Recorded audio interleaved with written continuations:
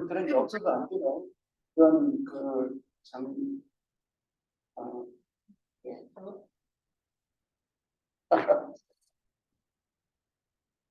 그냥 넘겨볼까요? 예, 아이고.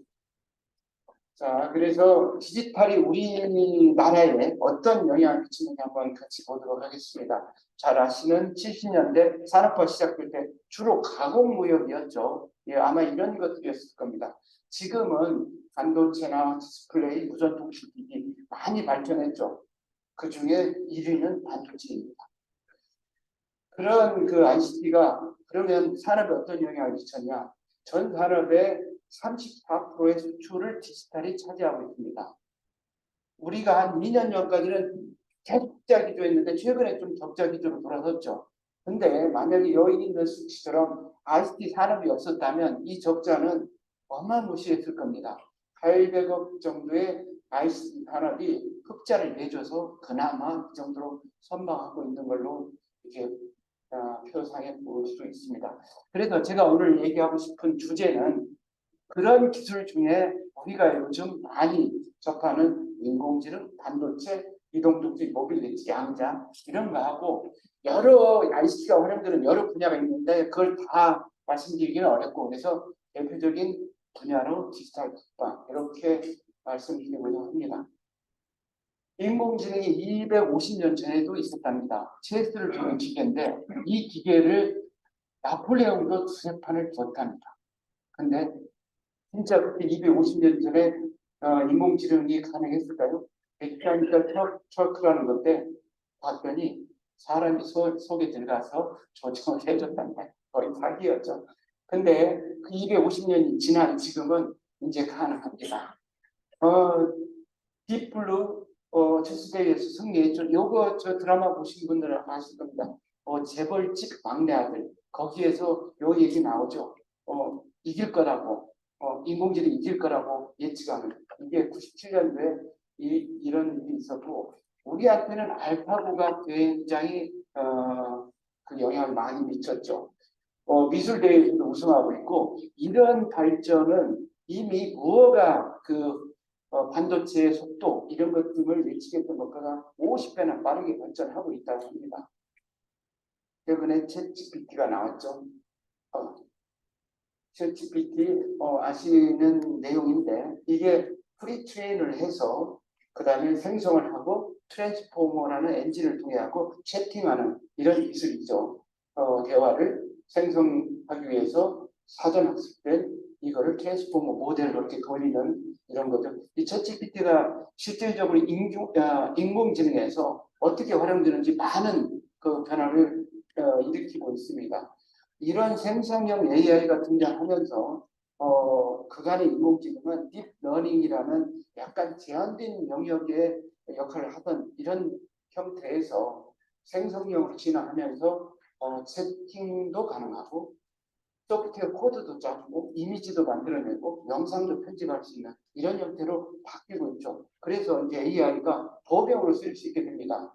그 레이어의 기술을 잘 활용하면 일상 대화는 챗봇으로 그 다음에 법률 지식의 강화된 레이어 기능을 강화하면 법률 지원 AI가 가능하고 의료 지식 이런 것들은 또 진단 이런 것들이 가능한 AI 이렇게 범용적으로 쓸 수 있는 AI로 진화를 하고 있죠. 근데 여기서 더 나가서 멀티모달이라고 해서 이제 언어 중심의 그 라지 랭귀지 모델이 이제 이미지라든지 표정, 생체, 제스처, 시선 이런 모든 거가 통합된 형태로 이렇게 발전될 수 있는 그런 상황입니다. 초거대 AI, LLM, 라지 랭귀지 모델을 갖고 있는 나라 몇 개 안 됩니다. 많을 것 같아도 실질적으로 이걸 돌리고 있는 나라는 4개밖에 없습니다. 그 중에서 우리가 5개나 갖고 있습니다. 물론 최고 강자는 미국입니다.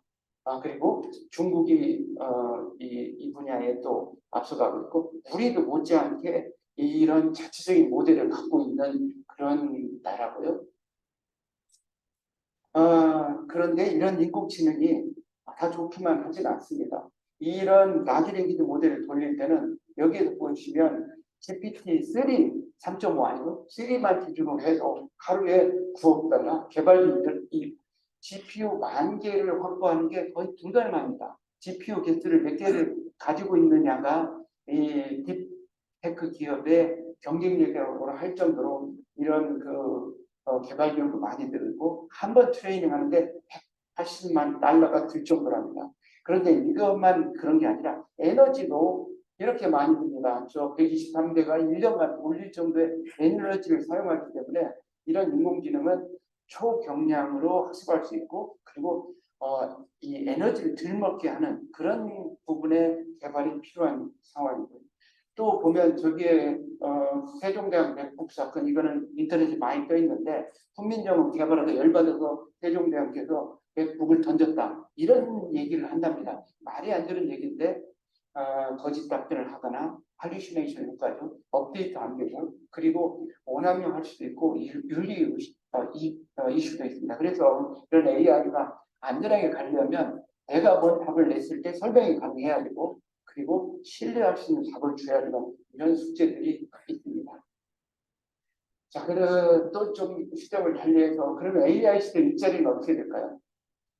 이런 부분은 빠르게 사라집니다. 좀 단순한 일들. 그럼에도 불구하고 이런 자리들은 많이 생기죠. 그러니까 AI 기반으로 한 전문가들, 분석가들 이런 영역은 또 일자리가 많이 생기죠. 이런 얘기를 그전에는 많이 했습니다. 인간의 이 창의적인 영역은 AI가 접근하기 어려울 거다. 그럴까요? 챗GPT 나온 다음에 생각이 많이 바뀌었죠. 다 가능합니다. 작곡도 하고 그림도 그리고 이 요구만 하면 아까 멀티모달로 간다고 했지 않습니까? 그러면 언어적으로 입력을 해도 그림도 나오고 이렇게 다 가능한 형태로 이렇게 생성형 AI가 일자리에서 영향을 미친다고 예상을 합니다.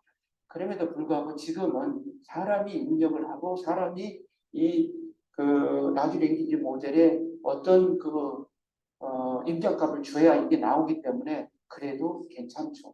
근데 좀 더 가면 스카이넷과 같은 초인공지능으로 간다고 한다면 그조차도 필요 없는 자아가 있는 AI로까지 발전할 수 있다고 합니다. 우리 터미네이터의 스카이넷 아시지 않습니까? 이런 형태로 가면 그때는 인간의 지능을 넘어선다. 그래서 그때를 이제 통상 싱귤레리티라고 하는데 그 싱귤레리티는 언제 올까? 특이점. 레이 커즈와일이 45년이라고 예측을 했습니다. 근데 이미 개인의 인간 지능은 라지 랭귀지 모델이 넘어섰습니다. 그리고 이게 인류의 전체 지성을 초월하는 것을 이제 45년이라고 하는데 이조차도 챗GPT가 나오면서 좀 더 빨라지지 않느냐 이런 예측을 하고 있습니다.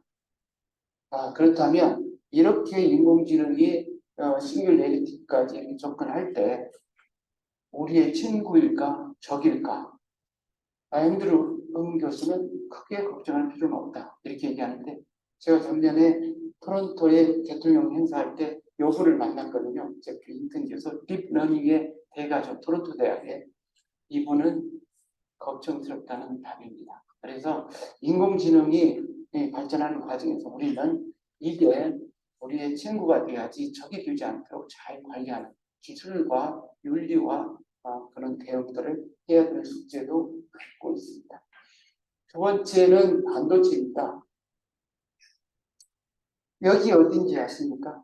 여기가 산타바바라입니다.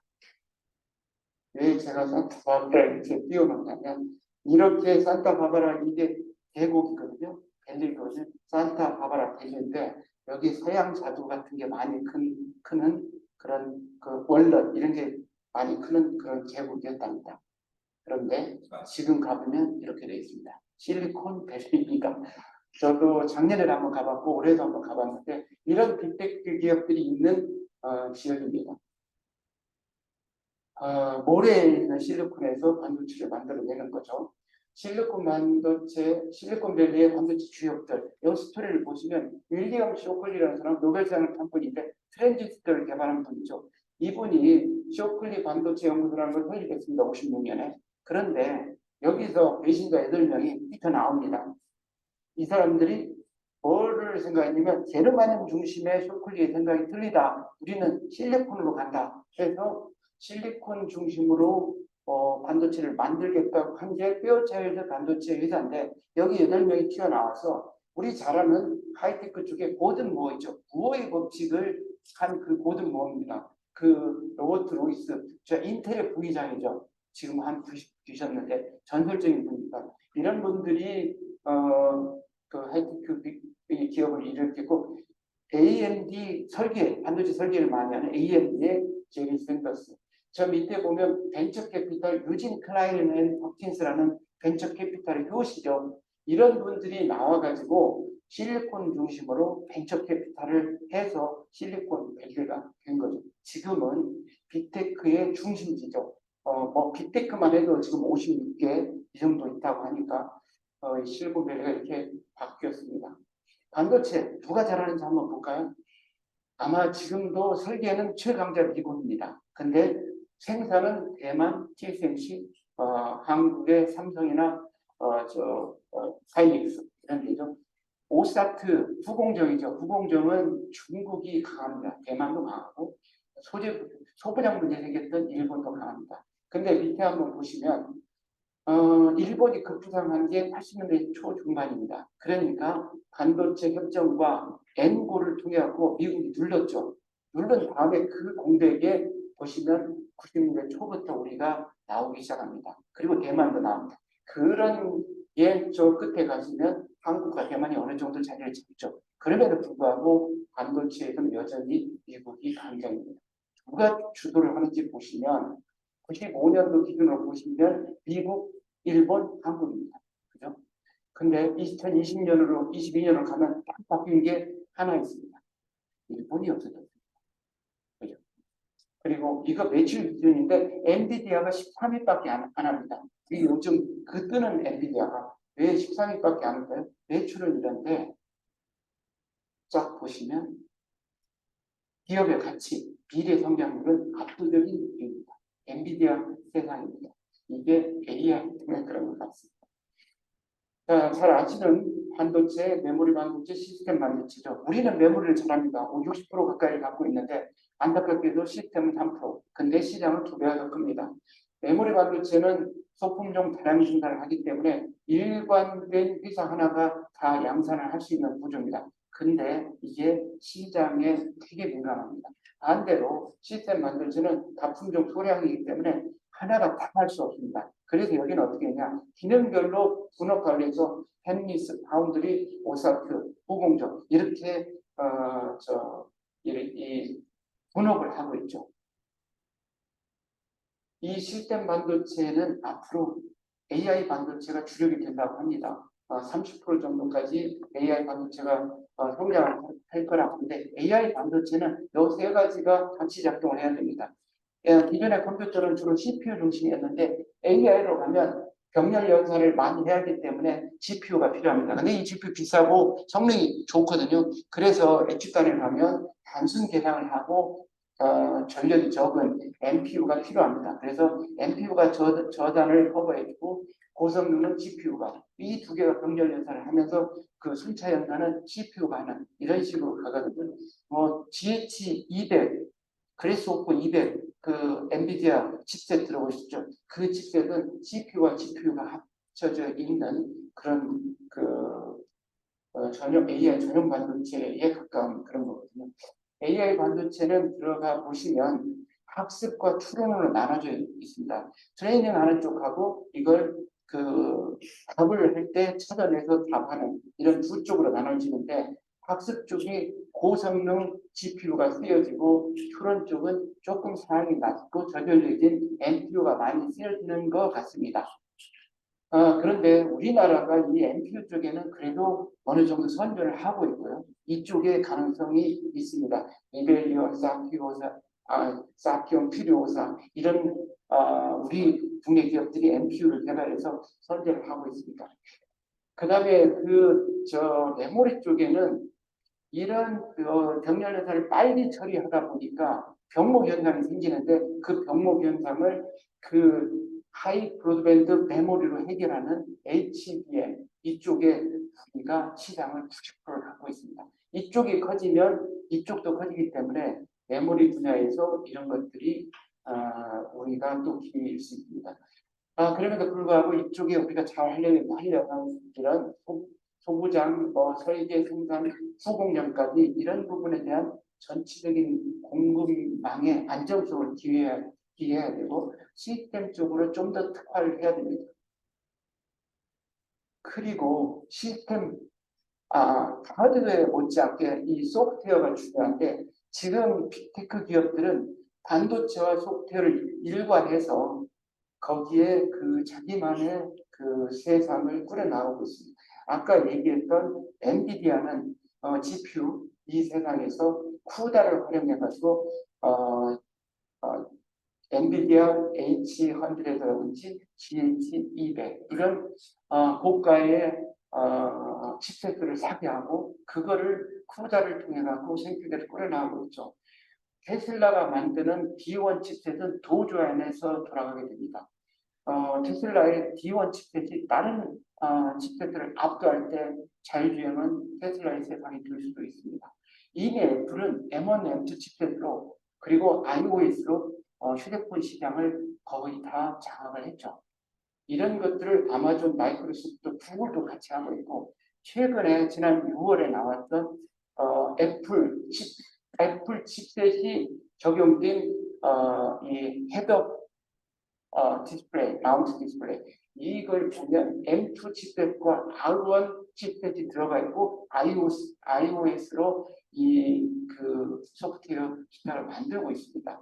이 두 개의 칩셋이 압도적인 성능이 된다면 헤드업 디스플레이의 세상은 애플께 될 수밖에 없습니다. 이런 식으로 반도체와 소프트웨어를 바꿔서 이런 그 자기들만의 그 손을 쌓는 그 기업들의 그런 모습을 보면 우리가 반도체와 소프트웨어를 같이 확보를 해야 되는 그런 어려움이 있습니다. 이런 것들 결국 인재로 해결해야 되기 때문에 반도체 인력 저희가 지원을 많이 하고 있습니다. 반도체 대학원 설립해서 지원을 하고 있습니다. 그럼에도 불구하고 우리나라는 미국의 최고의 파트너가 될 수 있는 좋은 조건을 갖고 있습니다. 신뢰라든지 과학기술의 기반 그리고 제조 능력을 봤을 때 이 미국과 이거를 다 갖춘 나라는 보시면 일본과 우리나라인데 제조의 실질적인 부분에 빠져나간 것을 감안한다면 아마 우리나라가 상당히 가능성이 있는 이런 걸 볼 수가 있습니다. 두 번째는 이동통신입니다. 이동통신은 지금 현재 이제 5G까지 왔죠. 1세대부터 5세대까지 희한하게 잘 보면 딱 떨어지지 않지만 거의 10년 단위로 제너레이션이 바뀌고 있습니다. 1세대는 MEMS 아날로그 통신이었는데 2세대에 가면서 USM과 CDMA로 두 가지로 바뀌죠.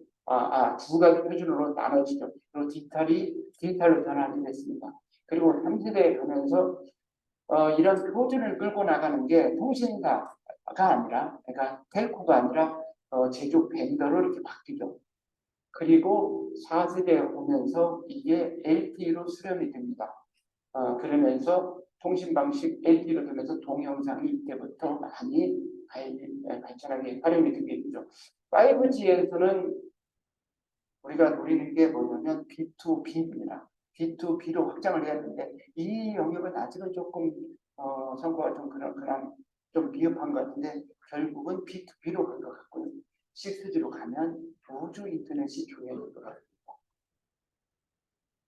우리는 2018년에 5G를 최초 상용화해서 아마 5G 얘기하면 뭘 별로 그런 얘기를 하냐고 할 정도로 이미 일반화되어 있는데 전 세계적으로 보면 아직 5G로 넘어가지 않은 국가들이 대부분입니다. 그래서 앞으로 그쪽으로 넘어갈 시장이 더 크고 밑에 보시면 도입률이 30%밖에 안 되거든요. 그래서 5G 시장도 여전히 큰 시장입니다. 그럼에도 불구하고 저희는 5G도 끌어가면서 6G 새로운 기술도 도전을 하고 있습니다. 5G와 이제 관련해서 최근에 기술 패권이 이제 불붙게 됐는데 미국이 중국이 여기 밑에 보시면 장비 시장에서 화웨이가 압도적 1위를 하고 있습니다. 미국과 기술 격차가 벌써 한 5%포인트 정도 나고 있고요.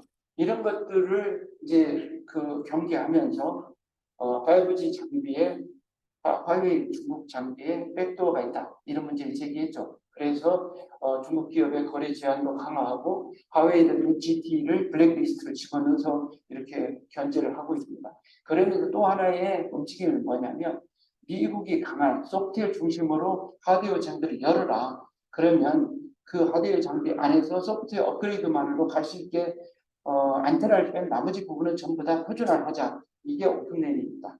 오픈넷으로 가자는 그런 미국의 주장. 이렇게 했을 때 미국이 소프트웨어 강하기 때문에 유리한 측면이 있거든요. 중국은 여전히 하드웨어 중심으로 해서 기존 장비 전체를 내가 내 표준으로 가겠다. 이게 지금 5G 다음에 어드밴스드, 통상 5.5 이렇게 얘기를 하는데 이 두 개가 지금 각축을 하고 있는 상황입니다. 그 다음에 두 번째는 이제 실제로 갔을 때 중요한 게 오픈 랜하고 그 다음에 우주 인터넷입니다. 우주 공간에 항공기 와이파이라든지 도서관 간의 초고속 통신, UAM, 그 다음에 재난, 자율주행자, 선박 이런 영역에 우주 인터넷을 하면 활발히 쓰일 것 같고요. 이 우주 인터넷은 저기들을 활용할 수밖에 없습니다. 왜냐하면 이 지터, 레이턴시 때문에 리오 로우 어스 오비를 보시면 최대 7ms 정도의 지연 시간이 제일 작거든요. 단점은 위성이 많이 필요합니다. 최소한 한반도를 커버하려도 한 200개는 돼야 되고 저 밑에 보시면 스페이스X는 12,000개까지 그렇게 올려 보내야 되는 정도로 이렇게 많다는 거거든요. 그럼에도 불구하고 이 우주 산업이 왜 이렇게 하는 것들이 경쟁력이 있냐? 발사체를 재사용하는 기술들이 발전하고 있습니다. 스페이스X의 팔콘 9 같은 걸 보면 갔다가 그냥 떨어지는 걸 회수하는 게 아니라 갔다가 내려오는 걸 이렇게 런칭 스테이션에 내려오게끔 하는 것까지도 가능합니다. 발사체를 3D 프린팅으로도 할 수 있는 기술이 있습니다. 그러면 가격이 엄청 떨어지거든요. 12,000개 정도를 보낸다면 저궤도에 올리는 위성들의 가격이 떨어지기 때문에 규모의 경제가 가능할 겁니다. 한 개의 런치 비클이 갖고 올라가서 50개, 60개를 거북이가 알라듯이 궤도 공간에다 뽕뽕뽕뽕 이렇게 떨어뜨린다는 거거든요. 그리고 또 탑재체도 소형화되고 경량화되고 이런 것들이 전체적으로 규모의 경제가 가능한 그런 조건 하에서 활용도도 높아지고 있다. 이게 우주 인터넷이 가능한 이런 상황으로 오는 것 같습니다. 그래서 지금 5G 세상은 지금 보시면 개화 늑대의 시간이다 이런 얘기를 하는데 어둠 속에 다가오는 그림자가 나의 친구인 개일지 아니면 나의 적인 늑대일지 분간이 안 되는 혼돈의 시작이라는 그런 거를 이렇게 표현할 수 있을 것 같습니다. 지키려고 하는 중국하고 오픈 내려로 가고자 하는 미국이고 장비 제조사가 이 표준을 끌고 가려는 그런 움직임과 텔코들이 표준에서 역할을 하려는 그런 경쟁도 있습니다. 리딩 마켓을 차지한 한국, 중국, 미국, EU 이런 데에 인도 같은 이머징 마켓이 도전하고 있죠. 네트워크를 사용하는데 망 사용료를 내지 않아야 된다는 이런 플랫폼 기업과 망 사용료를 반드시 내야 되는 텔코 간의 경쟁도 있죠. 이런 구조의 하에서 우리가 어떤 전략을 취해야 되느냐 이런 것들이 우리의 숙제입니다. 그래서 어떻게 됐든 간에 5G 넘어서 6G의 최첨단 기술을 확보할 수 있도록 R&D를 열심히 해야 되고 우주 인터넷 이런 것들을 해야 된다.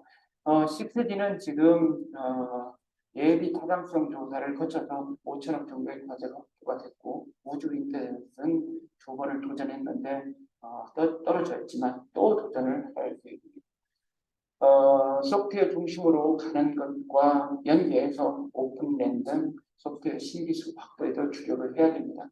그리고 무엇보다도 이런 기술들이 확보될 수 있도록 국산화를 위한 노력도 많이 해야 되는 게 우리의 과제입니다. 다음은 모빌리티. 아,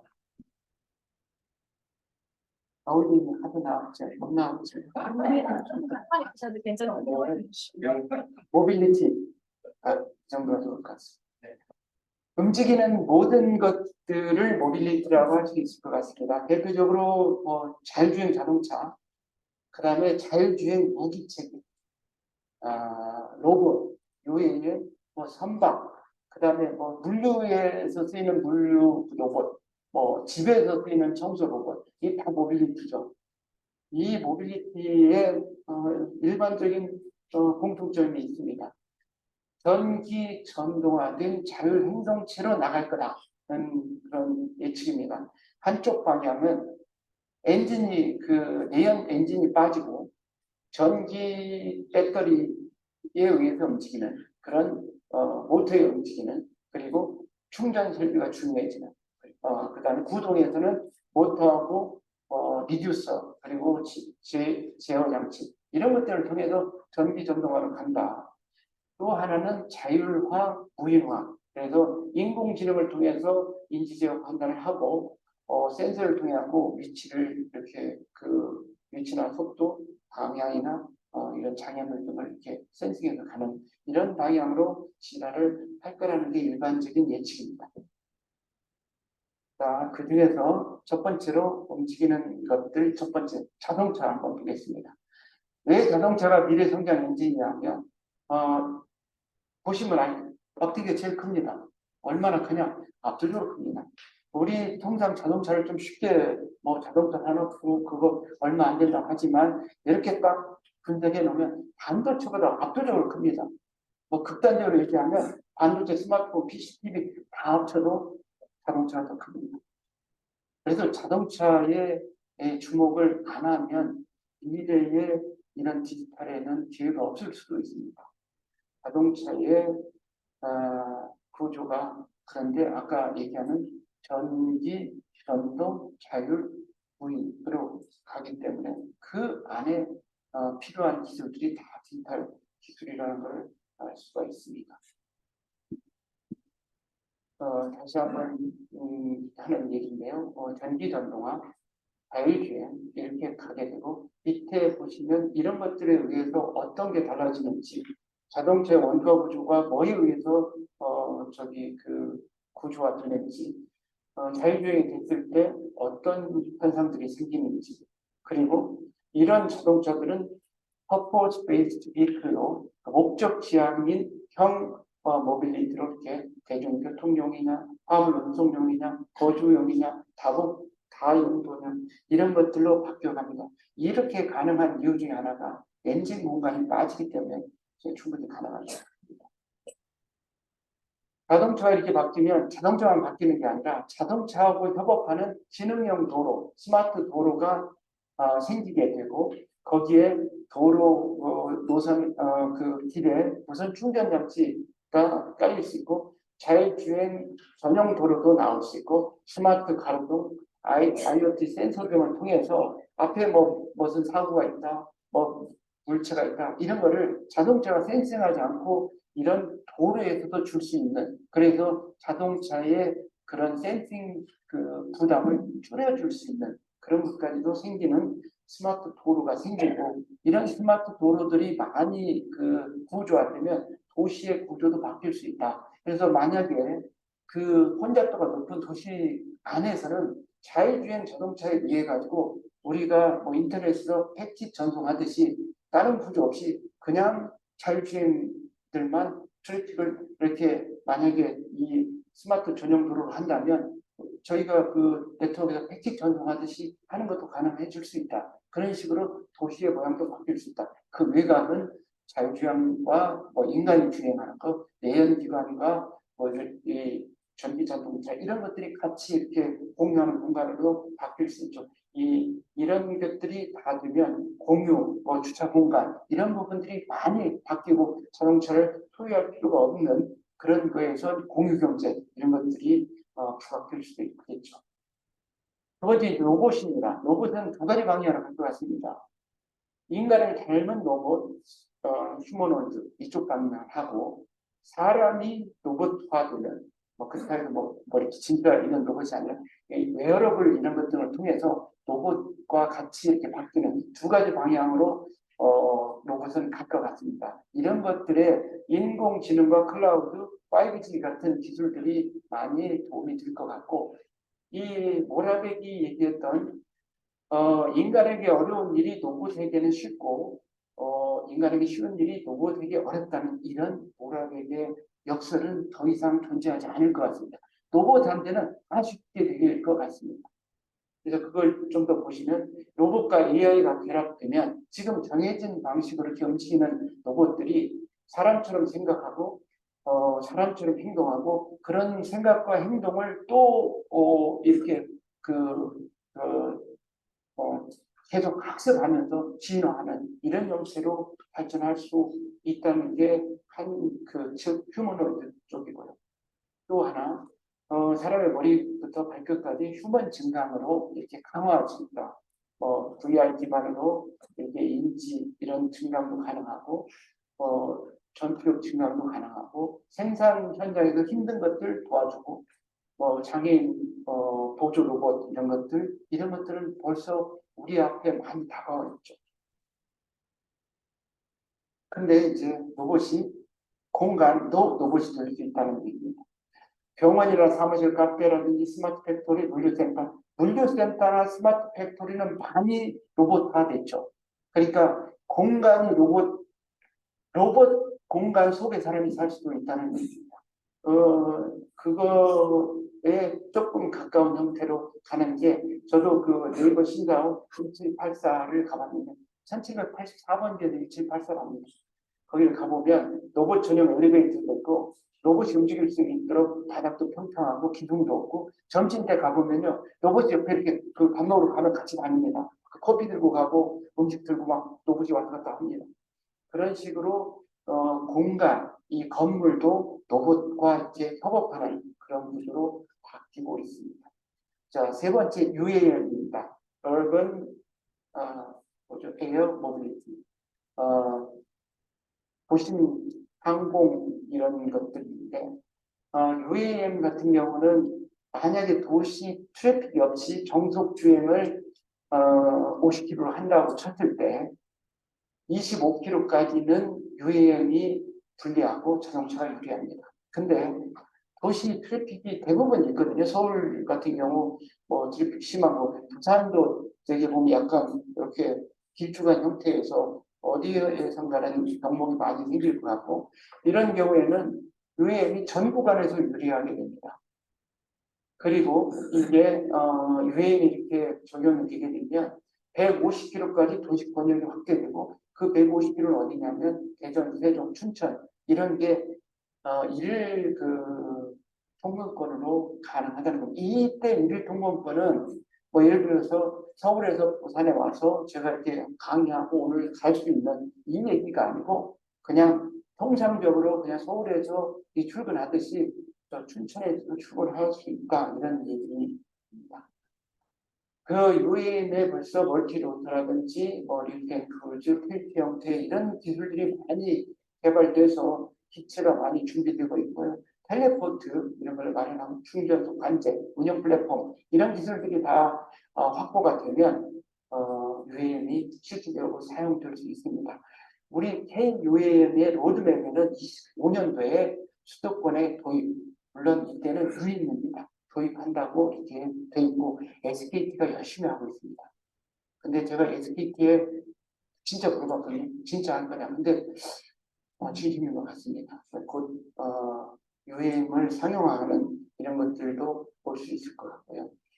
그러면 이런 다양한 뉴 모빌리티가 들어오려면 어떻게 해야 되냐.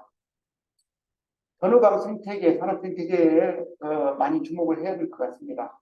이런 서비스도 소유하는 게 아니라 공유하고 구독 베이스로 갈 수 있는 이런 서비스들이 많이 나올 것 같고 플랫폼, OTT라든지 가상게임, 가상뷰이 같은 것들 모빌리티 안에서 활용되는 그리고 모빌리티 공유 플랫폼, 모빌리티를 기반으로 해서 컨텐츠를 사용하고 하는 이런 컨텐츠 플랫폼 이런 것들의 생태계가 열릴 것 같습니다. 그리고 이런 부분에 신경을 써야 됩니다. 두 번째는 이거를 좀 더 고도화할 수 있는 기술입니다. 아까 말씀드린 자율주행에서 D1 그 칩셋처럼 자율주행에 특화된 반도체 이런 것들이 필요하고 소프트웨어를 통해서 기기 간 연동하도록 하고 컨텐츠를 어떻게 잘 쓰냐 모빌리티 OS는 누가 어떻게 구현할 거냐 이런 것들 데이터를 잘 활용해서 정확도와 안전성을 향상시켜야 되고 네트워크는 안전 주행에 반드시 필수적인 이런 게 되겠죠. 그래서 이런 기술들이 복합적으로 고도화되어야 되고 그럼에도 불구하고 이걸로만 되는 게 아니라 사회적 수용성이 굉장히 중요할 것 같습니다. 그래서 안전 문제, 인증이라든지 비상시에 대응하는 부분들, 사고가 났을 때 책임, 오용을 방지할 수 있는 그런 그 윤리적인 문제, 이런 새로운 서비스를 도입했을 때 생기는 규제 개선, 그리고 좀 더 어려운 근본적인 문제인 신규 서비스가 도입했을 때 기존 사업자와 신규 사업자 간의 갈등 해소, 우리 바다에서 봤던 것처럼 이런 것들을 어떻게 갈등을 해소해서 갈 수 있느냐 이런 게 잘 종합적으로 준비돼야 이 모빌리티가 우리한테 올 것 같습니다. 세 번째는 양자입니다. 되게 어려운 주제. 양자를 다 알고 있는 사람이 없다고 하는 그런 양자인데요. 90년대 영국을 갔을 때 제가 직접 봤던 내용이어서 제가 이렇게 한번 봤는데 영국의 집회는 다 이렇게 여왕이 이렇게 전단이 있죠. 근데 뒷면을 보시면 이 사람이 있습니다. 마이클 패러데이입니다. 전자기 유도를 이렇게 발견한 마이클 패러데이고 영국 사람이 존경하는 그런 과학자입니다. 2200년 전에 전자기 시대를 열었던 게 이런 마이클 패러데이라든지 맥스웰과 같은 그런 그 과학자들의 덕분이고요. 이 전자기 시대를 열고 그 200년 사이에 물리 세계에서는 어떤 변화가 있었냐면 그 시기에서도 여전히 뉴턴의 역할이 작동하고 있었습니다. 뉴턴은 1법칙, 2법칙, 3법칙이 있죠. 뉴턴은 생각한 게 공간이나 시간은 안 움직인다, 절대적이다 이런 생각을 했죠. 그러다 보니까 결정론에 빠져 있는 과학입니다. 그러니까 다른 게 동일할 때 시속 10km로 달리면 1시간 후에 가 있는 곳은 정해져 있죠. 방향이 정해져 있고 가는 사이에 아무도 간섭을 안 하면 1시간 후에 10km 딱 어느 지점에 가 있는 거죠. 결정론적인 사고를 갖고 있는 이런 그 물리 체계를 갖고 있었는데 상대성 이론을 주장한 아인슈타인은 이걸 반대를 했죠. 빛이 절대적이고 빛이 고정되면 시간과 공간이 변동한다. 특수 상대성 이론은 등속 운동에서의 그런 빛과 그 공간의 문제를 다뤘고 일반 상대성 이론은 가속 세계에서의 그 빛과 공간과 시간이 어떻게 변동되는지를 다루는 이런 상대성 이론이 그 당시에 이렇게 그 전자기 시대에 있었는데요. 19세기 초에 양자는 이상한 놈이 나왔다고 합니다. 이 양자는 동시에 측정도 불가능하고 확률로 존재한다고 했다고 합니다. 근데 아인슈타인이 이걸 끝까지 반대했죠. 그런데 그 아인슈타인이 광전 효과로 노벨상을 받았습니다. 상대성 이론으로 노벨상을 받은 게 아니라 광전 효과로 금속에다가 강력한 에너지를 때렸을 때 튀어나오는 그 입자가 광자인데 그 광자를 광전 효과로 이 노벨상을 받은 아인슈타인이 끝까지 양자를 반대했다고 합니다. 그러면서 신은 주사위를 하지 않는다. 확률로 존재하지 않는 게 존재하는 게 아니라 결정적이어야 된다. 그래서 죽을 때까지 반대했다고 하는데요.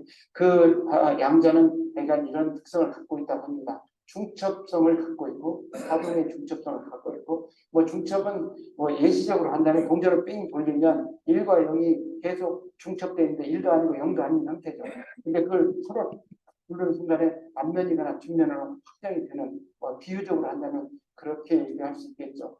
얽힘이 있다고 합니다. 업비트와 다운비트는 한번 만들어지면 어디에 가든 시간이 흘러든 그냥 얽혀 있다고 합니다. 불확정성으로 확률로 존재하는 유의 상태고 너무 작아서 이게 위치와 그 에너지를 동시에 파악하는 게 불가능하고 측정하는 순간에 측정자에 의해서 이게 그 확정이 된다고 합니다. 그래서 그 확정된 후에는 다시 복원이 안 되는 불가역성이라는 이런 속성을 갖고 있다고 합니다. 저도 모릅니다. 이거는 그렇게 한다고 해서 그냥 말씀드리는 겁니다. 그래서 아까 얘기했던 패러데이 얘기를 했던 이유가 이 양자로 가는 이 과정 속에서 사실은 양자가 나오기 전까지는 전자기 세상으로 200년을 전자기가 이렇게 지배를 했죠. 그 과정에 우리가 아는 뭐 튜링의 컴퓨팅 이론이라든지 샤논의 법칙 이런 것들이 있죠. 이런 것들이 작동하는 전자기 세계였는데 19년, 그 20세기 초에 이 양자가 나왔고 그 양자가 요즘은 이제 학문 영역이 아니라 응용, 활용되는 영역으로 와서 이 게임 체인지로서 양자가 중요해지고 있습니다. 그래서 양자가 이렇게 활용되는 영역은 컴퓨팅, 암호통신, 인터넷, 센싱 그런 영역에서 아마 미래의 게임 체인저가 되지 않을까. 200년을 끌고 온 전자기 시대에 그 바톤을 이 양자에게 넘겨주지 않을까 하는 그런 예측을 많이 합니다. 그래서 양자 기술을 실현되는 새로운 기술들을 한번 보시면 양자 컴퓨터는 RSA 그 암호가 풀리려면 100만 년에 이런 전격이 20가 이렇게 많은데 양자는 이걸 10시간 만에 풀 수 있다고 합니다.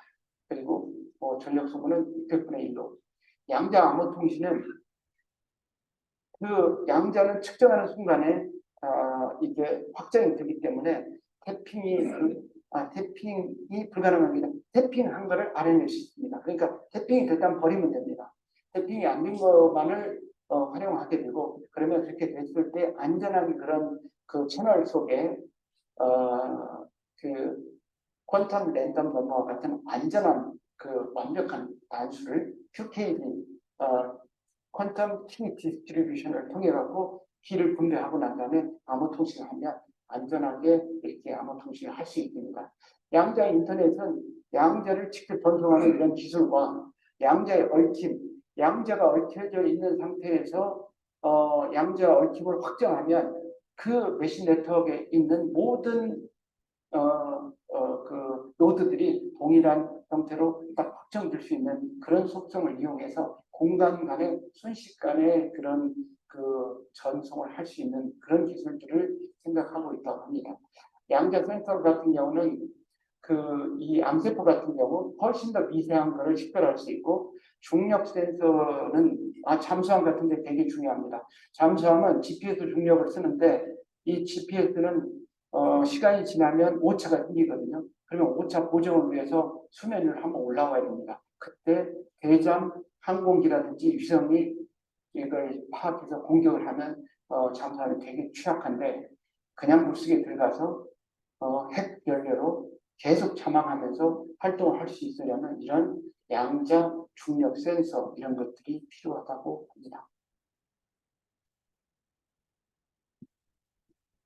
양자 시대에 지금 우리 한 10년 정도 뒤쳐져 있다고 합니다. 근데 우리가 이런 여기 계신 우리 기업가분들 중에서도 많은 그 ICT 분야의 그런 기술 같은 것도 같이 하고 계시는데 우리가 이 전자기 시대에 따라온 거는 한 50년밖에 안 됩니다. 패러데이가 한 거 200년이 됐는데 150년을 놀다가 우리 50년 만에 따라왔지만 지금 이렇게 잘 하고 있습니다. 근데 그거에 대해서 양자는 10년 정도의 격차밖에 없기 때문에 충분히 가능하다고 하고 양자는 아직 압도적으로 앞서 있는 나라는 그렇게 많지는 않다고 합니다. 충분히 해볼 수 있을 것 같습니다. 그런데 이제 이런 양자에서 우리가 그 강자가 되려면 인프라 기술 개발, 인력 양성 이런 것 등을 힘써야 됩니다. 그래서 기초 응용, 기초 기술, 큐빗이라든지 얽힘 전송, 아까 양자 인터넷 쓸 수 있다는 얽힘 전송 이런 것들, 양자 응용 기술, 통신 센서, 컴퓨팅 이런 것들에 응용할 수 있는 기술들을 축적을 해야 됩니다. 축적을 해야 되고 양자 인력이 저희가 지금 고급 인력이 한 400명밖에 없거든요. 이런 정도는 사실 역부족입니다. 그래서 이 양자 부분의 고급 인력 양성, 특히 박사급, 석박사급 인재를 집중적으로 양성해야 되는 그런 우리 저희한테 소명이 있습니다. 그리고 양자가 표준 공정이라든지 시제품 활용 이런 것들을 할 때 좀 더 쉽게 접근할 수 있도록 하는 이런 팩트를 이렇게 만들어서 접근하면 양자 시대도 어떻게 하면 따라갈 수 있지 않을까 하는 그런 생각을 하고 있습니다. 예, 세 번째는 디지털 국방입니다. 이런 저희가 이제 할 수 있는 IT 기술을 여러 분야에 활용될 수 있습니다. 뭐 헬스케어에도 활용될 수 있고, 그 운송, 물류 이런 데도 그다음에 전자정보에도 활용될 수 있고 많은 영역에 활용될 수 있는데 최근에 이제 그 우크라이나 전쟁 이런 것들을 통해서 우리한테 조금 이런 ICT가 활용되는 이런 부분이 조금 많이 부각된 디지털 국방 분야를 대표적으로 하나를 말씀드리도록 하겠습니다.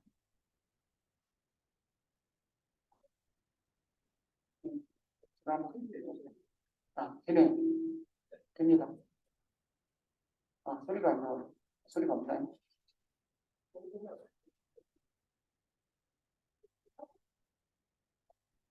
글씨가 있으니까 한번 보시면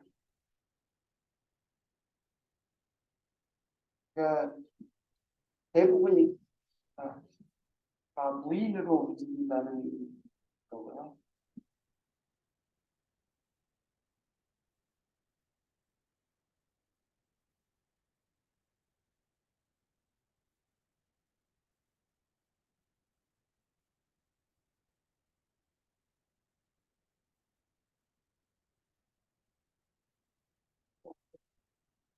어,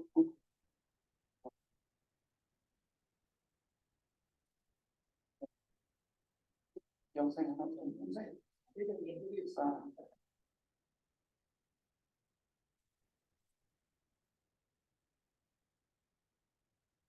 아이고 제가 노려서 쭉 빨리 보냈습니다. 예.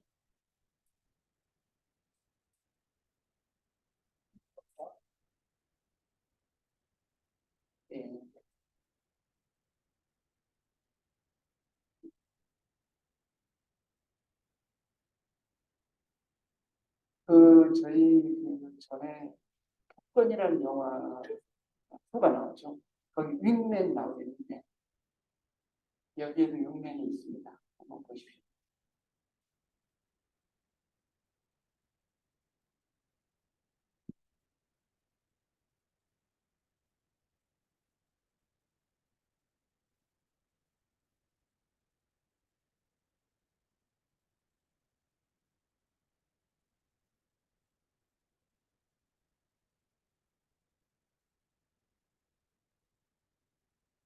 이 무인기 복합을 해서 무인기가 윙맨 역할을 하거나 이 방공만에 먼저 들어간 다음에 유인기는 사람이 타고 있으니까 조금 뒤에서 이렇게 공격하는 그런 형태로 무인 무기들 이런 것들이 많이 활용된다는 그런 얘기입니다. 예, 됐으면 여기서 해주시고 예. 자, 이거 혹시 공통점 아시는 분 있습니까? 이 인물의 공통점. 제가 이 선물을 갖았으면 퀴즈를 내는데 선물을 주려고 했는데요. 공통점은 국방 인물입니다. 사군 육진 개척하고 실무육조, 징비로 그다음에 창룡령 이렇게 설치했죠. 근데 이게 여러분들이 또 국방에서는 되게 중요한 분들입니다. 왜 그럴까요?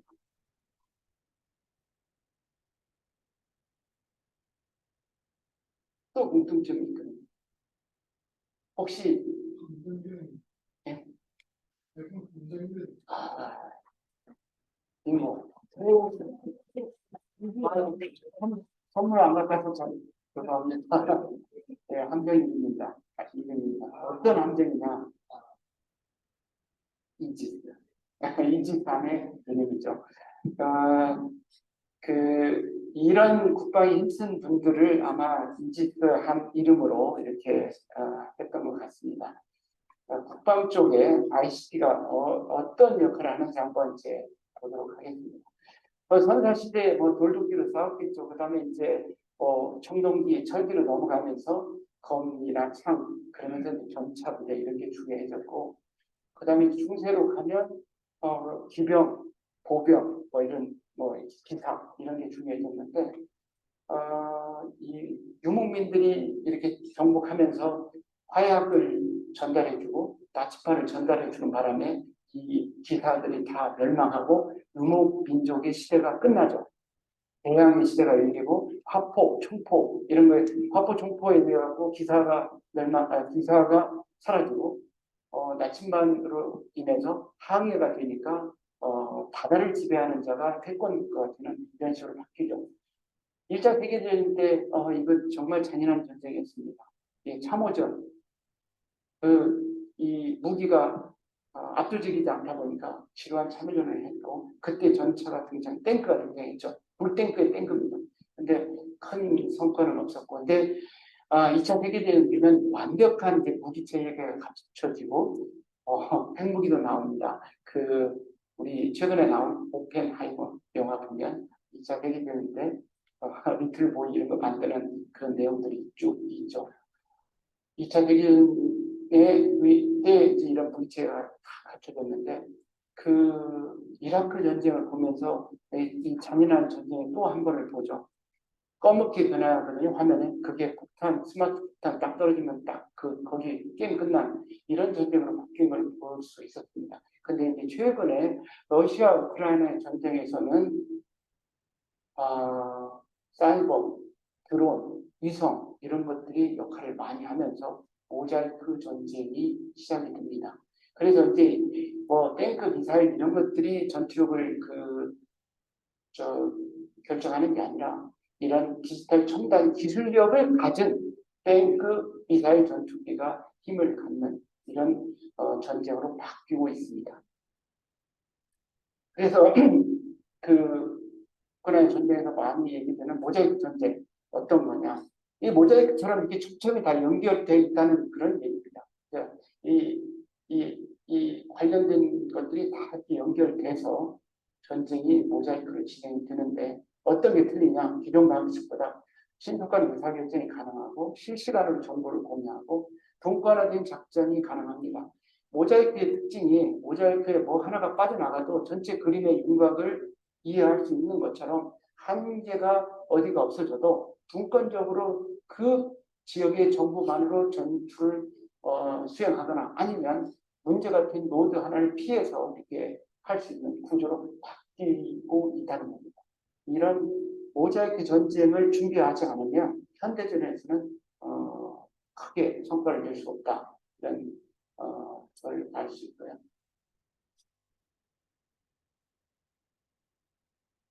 저렇게 구석에 박혀 있는 부대가 있는데 그 부대에서 열이 발생하고 통신 주파수가 많이 생기고 전자기파가 생깁니다. 그러면 이거를 위성으로 다 분석한 다음에 그 정보를 공격 지점에 있는 하이마스한테 좌표를 때려주면 그 하이마스가 바로 적 분석 시설을 파괴하도록 이런 전쟁을 한다는 겁니다. 모자이크 전쟁의 대표적인 사례죠.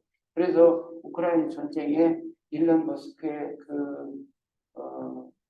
저궤도 위성들이 통신을 파악하고 열 현상을 파악한 다음에 전자기 이 구조가 많이 나오는 이거를 공통적으로 나오는 좌표를 딱 집은 다음에 그 좌표를 하이마스에 주면 이렇게 파괴된다는 겁니다. 그래서 특이하게도 러시아 우크라이나 전쟁에서는 러시아 장군들이 많이 죽었습니다.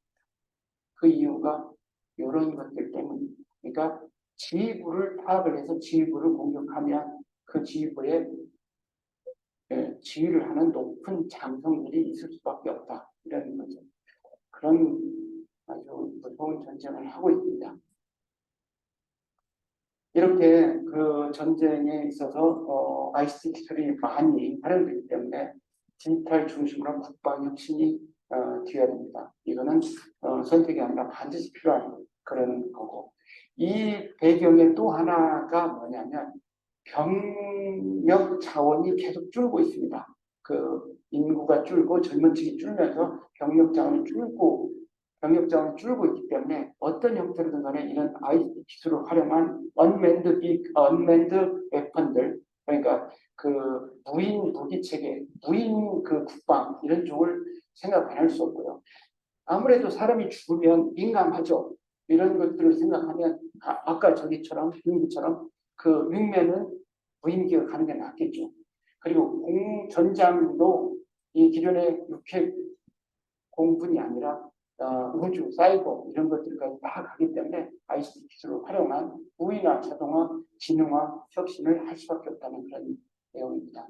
그래서 스마트 강군 구현을 하려면 기술 개발 쪽을 신경을 써야 되고 인력 양성을 해야 되는데 기술 개발에 ICT의 대표적인 기술들 AI라든지 5G, 메타버스 이런 기술을 활용해서 원격 지휘 통제라든지 지능형 무인 감시, 경계, 메타버스를 통한 훈련 플랫폼 이런 것들을 활용할 수 있고 AI 소프트웨어 이런 것 등을 군이라든지 군 장교들한테 교육을 시켜서 AI 소프트웨어 기기를 무기를 운용하거나 아니면 군 전체를 AI 기반으로 이렇게 바꾸는 이런 부분을 시도해야 될 것 같습니다. 그다음에 민간의 혁신 역량을 도입하는 것들이 중요합니다. 왜 그러냐면 군에서 이런 걸 개발해 따라가기는 이제는 맞지 않을 것 같습니다. 민간의 우수한 기술들을 활용해서 국방에서도 이걸 민간과 협력해서 써야 되고, 다만 이 민간 기술들은 국방에 쓸 때는 보안이라든지 군 특수성 이런 것들이 있기 때문에 약간의 커스터마이징을 해야 되겠죠.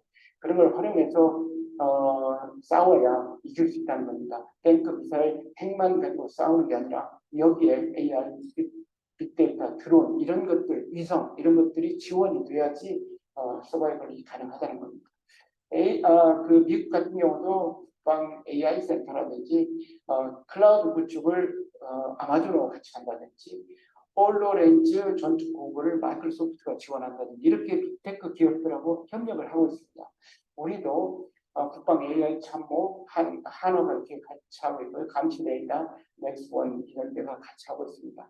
탱크나 이런 무기 체계들이 어떤 그 감시, 회피 이런 기능이 없이 나가면 그냥 고철 덩어리에 불과하는 이런 전쟁을 하고 있습니다. 그래서 ICT가 반드시 이런 그 기능들을 강화하는 데 활용해야 된다. 그런 얘기로 마치도록 하겠습니다. 맞으니까 저희 기관 잠깐 소개하도록 하겠습니다. ILT는 정보통일 과기정통부 산하의 R&D 전문 기관이고요. 어떤 일을 하냐면 연구개발 R&D 특별법의 혁신법에 따라서 ICT 관련된 업무를 전체적으로 감당을 하고 있습니다. 전체적으로 하는 것들의 핵심은 R&D입니다. 기술 개발이 핵심이고요. 그다음 두 번째가 인력 양성입니다. 인력 양성을 통해서 저희가 여기 계시는 정 교수님께도 조그마한 그런 지원을 하고 있고요. 그다음에 이런 그 기술 개발을 했던 결과물을 기반 조성 사업화에 활용하도록, 그러니까 좋은 그 R&D 결과물을 사업화에 할 수 있도록 하는 이런 부분을 힘쓰고 있습니다. 전체적으로 인력이 한 400명 정도 되고요. 정원은 360명으로 되어 있는데 거기에 이제 유기계약직 이런 분들까지 합치면 400명 정도 되고 예산은 1조 7천억 정도가 됩니다. 이제 이 과정을 하는 일은 뭐냐면 우리 교수님께서 아까도 잠깐 말씀하셨는데 R&D에 대한 전반적인 정책, 그러니까 기술 트렌드가 어떻게 갈 거냐, 어느 쪽으로 가느냐, 뭐에 좀 더 초점을 둬야 되느냐 이런 것들을 전체적으로 파악을 해서, 그래서 아까 CES 이런 얘기도 저희가 전체적인 동향을 보려면 CES 이런 게 중요하고, 그래서 CES나 모바일 월드 콩그레스, MWC, 9월에 하는 인파 이런 그 전체적인 전체를 다니면서 전체 트렌드를 파악하고 조사도 하고 통계도 내고 그런 업무를 하고 있고요. R&D의 그러니까 예산을 받으면 어떤 기술을 개발할 거냐, 그리고 그 기술은 누가 잘하냐, 그리고 그 예산을 지원했는데 제대로 했느냐 하는 걸 평가하는 부분하고 그 결과물을 실질적으로 사업화하고 확산하는 영역까지 인력 양성과 R&D, ICT 분야의 인력 양성과 R&D의 전주기 관리를 하는 전문 기관입니다. 장황하게 설명했는데 한마디로 얘기하면 R&D 펀딩 에이전시입니다. 예상 규모 말씀드렸던 것처럼 1조 7천억 정도 되고요. 그간에 많이 늘었습니다. 19년에서 23년 사이에 한 12% 정도가 증가했는데 다행스러운 거는 제가 18년, 19년, 20년까지는 과기정통부의 기조실장을 하면서 예산을 총괄했고 2021년부터 23년까지는 제가 총괄해서 내려놓은 예산을 쓰는 정보통신평가원장으로 이렇게 일을 하면서 하고 있습니다. 기술 개발에 한 1조 1천억 정도, 인력 양성에 한 3,300억, 그리고 이런 결과물들을 사업화하는 데 2,200억 정도의 예산을 쓰고 있습니다. 저희가 하고 있는 이런 R&D나 인력 양성은 이 R&D와 인력 양성을 하는 그 예산을 관리하고 기획하고 평가하고 하는 게 목적이 아니고 그거는 수단일 뿐이고 우리나라의 ICT 기술력, 우리나라의 그 ICT 인재를 양성해서 그 기술과 인재들이 우리나라의 그 경제도 이렇게 튼튼히 하고 국방도 튼튼히 하고 국민들의 삶도 윤택하게 할 수 있는 그런 것들이 가능하게 하도록 그런 수단을 가지고 열심히 하는 그런 기관입니다. 그래서 이 돈을 많이 줬다고 해서 어깨에 힘이 크지 않고 머릿속에 지식을 많이 담아서 우리나라의 기술 발전을 위해서 열심히 노력하는 그런 기관입니다. 네, 제 발표는 여기까지입니다. 고맙습니다. 너무 빨리 말씀하셔야지. 이거 급하게 오신 것 같아요. 오늘 와서 딱 키워드 하나만 가지고 IITP를 제안해 주십시오. 아까부터 1조 7천억이라는 돈을 우리 IT 관련된 분들이기 때문에 요즘 IT는 이제 단순하게 모든 사람이 다 지금 힘들 수가 있습니다. 그래서 제가 여기서 한마디만 저희가 1조 7천억을 가지고 있는데 저희 돈이 아니고 연구하시는 분들, 인력 양성을 하시는 분들, 연구 결과물을 가지고 사업하시는 분들일 겁니다. 그렇죠. 여러분들께서 정확하게 이야기했어요. 저희가 조금 효율적으로 하도록 그 사이에서 약간의 보정 역할을 하는 작은 역할이다. 이제 그 돈은 절대 아닙니다. 그래서 저 개인축되고 어쨌든 이렇게 우리 IIT 같은 기관이 있기 때문에 우리 IT 산업 자체가 이제 활성화되고 성장할 수 있을 겁니다. 그래서 여러분 올라오시면 양장이 인공지능 이야기도 많이 들으셨지만 오늘 집에 가가지고 IT에 꼭 가지고 거의 사업 공부를 꼭 한번 보십시오. 여러분들이 만난 사람이 분명히 있을 겁니다. 오늘 그 원장님이 좀 너무 굉장히 일정도 있으신데도 불구하고 급하게 싫어하시고 질문을 하나님께 제주시 제가 다시 한번 전달해서 여러분께 전달하겠습니다. 자, 그러면 단체 사진 찍읍시다. 네, 박수. 그리고 저희가 박수 드립니다. 네, 맞습니다. 저희 아까 홈페이지를 말씀하시니까 혹시 들어가시면 거기에 진행되는 사업이 있고요. 대개 이제 예산이 확정되고 나면 12월 말부터 주요 사업들의 공고가 이렇게 나갈 겁니다. 그래서 그게 약간 그 사업별로 이렇게 시기가 좀 다른데 한 12월 말부터 내년 한 4월 이 정도까지 공고가 이렇게 나가는데 그런 걸 혹시 이렇게 같이 들여다 보시다 보면 아마 하시는 일들과 관련된 영역도 있을 거고 그런 것들을 조금 참여해 주시고 이렇게 하면 저희하고 같이 일할 수 있는 기회도 있을 것 같습니다. 그래서 그런 부분을 조금 유심히 좀 봐주시면 좋을 것 같고요. 그리고 다 여기에 계신 분들이 그 기업이라든지 이런 부분의 전문가들이거든요.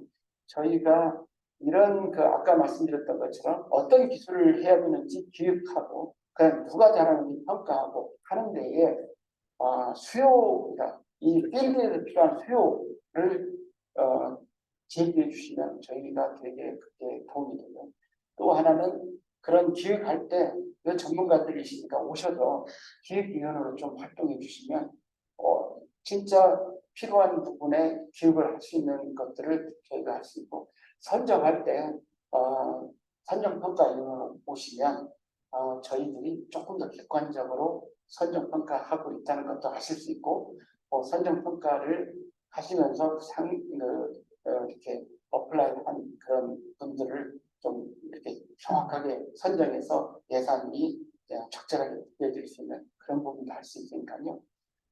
바쁘시겠지만 그 전문성을 저희하고 좀 공유해 주시길 부탁드립니다.